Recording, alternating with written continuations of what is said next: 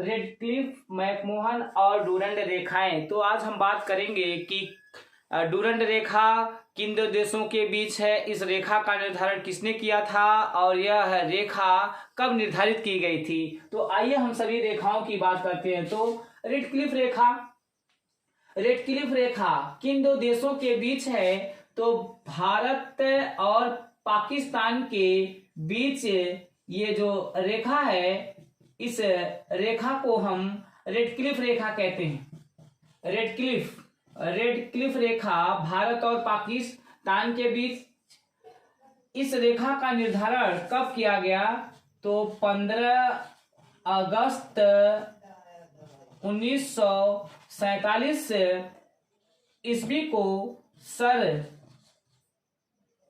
Serial Radcliffe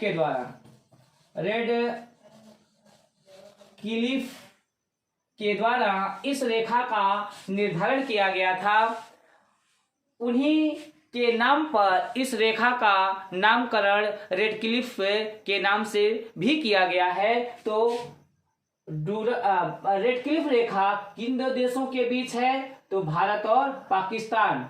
इस रेखा का निर्धारण 15 अगस्त 1947 ईस्वी को सर सीरियल रेडक्लिफ के द्वारा किया गया।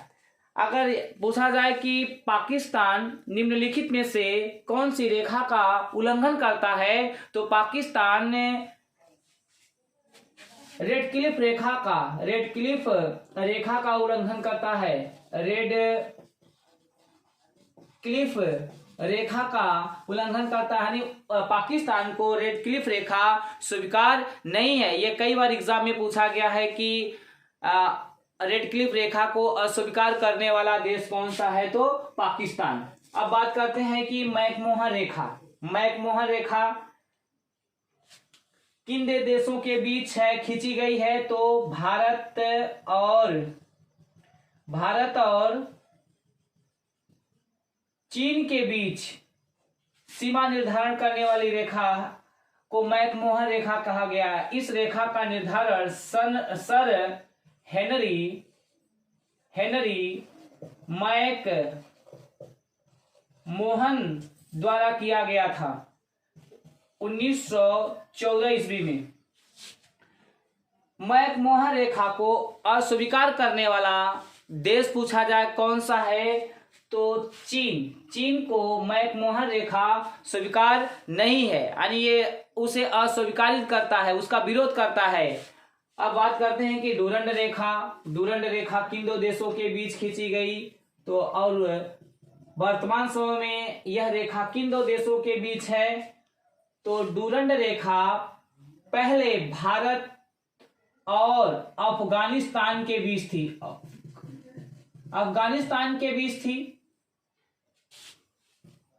1896 ईस्वी में ये डूरंड रेखा भारत और अफगानिस्तान के बीच में थी।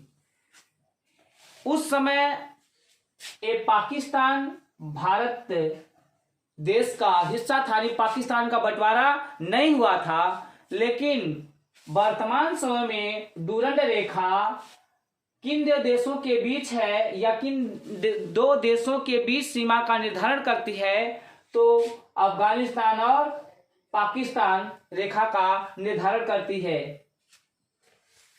हाँ, इस डूरंड रेखा का निर्धारण किसने किया था, तो सर मार्टिन डूरंड महोदय द्वारा इस रेखा का निर्धारण किया गया था और उन्हीं के नाम पर इस रेखा का नामकरण भी किया गया है। जितनी भी रेखाएं हैं, उन रेखाओं का नामकरण उस निर्धारण करने वाले के नाम पर ही किया गया